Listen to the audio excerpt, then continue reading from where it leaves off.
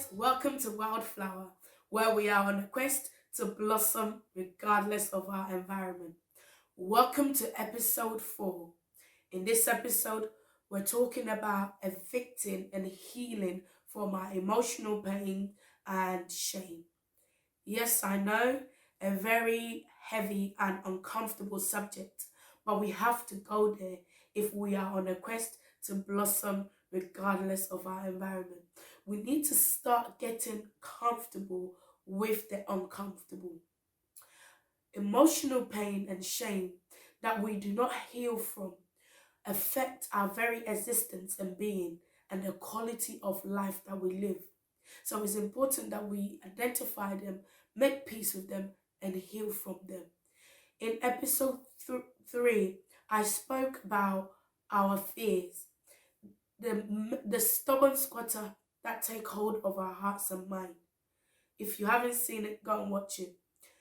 Now, if you know anything about squatters, they do not come in ones, they come as an entourage.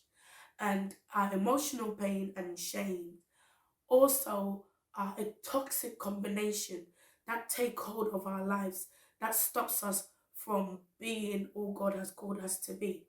It affects us spiritually, mentally, and physically. So on a spiritual level, it keeps us blocked and stops us from flowing and receiving what God has for us. It steals our peace and our joy and affects the quality of our life. On a mental level, it causes us to feel unworthy. It causes us to feel that we do not deserve to live or exist. And on a physical level, it affects our behavior. And there are 4 main behaviors that manifest as a result of deep shame and pain. And one being avoidance. So some of us, the manifestation is that we avoid situations that reminds us of the shame or the pain that we're dealing with. Even some of us will deal with that to a point where we cannot even make eye contact with people, or we cannot look people in the eye because we're so shameful or we're so full of pain. And with some of us, the way we deal with this, our response is to withdraw, to have social anxiety. And when some people, it manifests in violence. So whether it's violence to themselves or to others. So when sometimes people resort to self-harm, when you look deeper into the causes, sometimes it's a result of pain and shame from trauma that they've not dealt with. Now, our pain and shame, just like our fears, serve a purpose in our lives. It's there to tell us that a boundary, a healthy boundary, has been crossed or has been broken. A value that we hold dear has been violated. So it's important for us to rebalance and to come back to a good playing field. But when we do not heal from them, it becomes toxic. We take negative narratives from it that stops us and keeps us stuck. So we experience pain and shame as a result of negative experiences that we've had in our past, whether that's as a result of others or as a result of things that we've gone through, things that we've done, mistakes that we've made, decisions that we've taken that we are not proud of.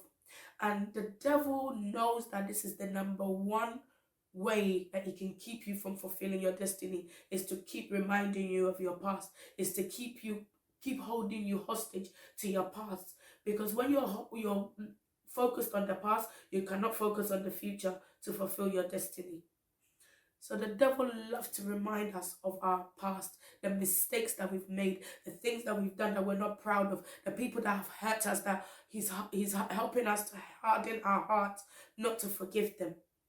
Now, when I first started to take my Christian journey seriously, I shared my story in the launch episode. If you haven't seen that, go and watch that.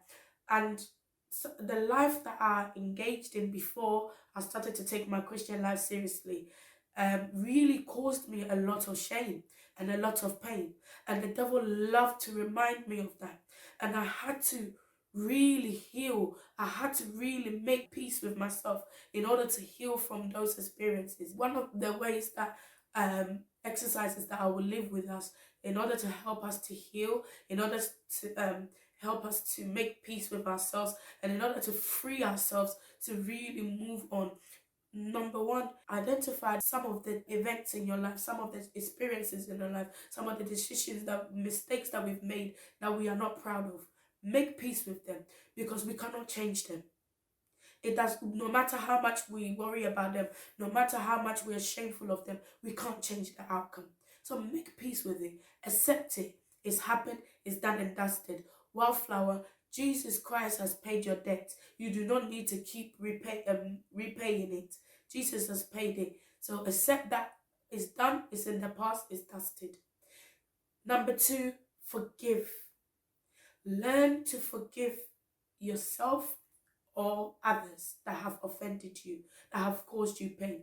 Really pray about this, that God will help you to forgive yourself or others that have caused you pain and shame. Once we begin to forgive, we open up our hearts, we release those toxic emotions so that we can begin to flow.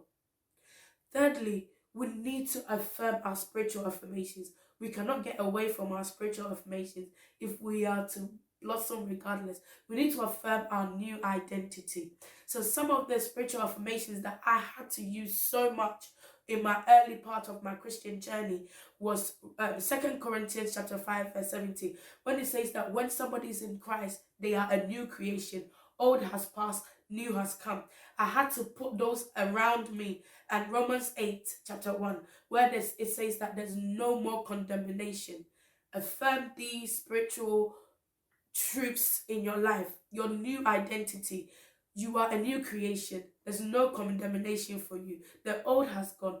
And the more we take on the new identity, the old self will diminish, and you can stand up tall, feel worthy to chase after your dreams. I hope this episode has been beneficial, helpful for you to release those toxic emotions of pain and shame so that you can blossom regardless of your environment.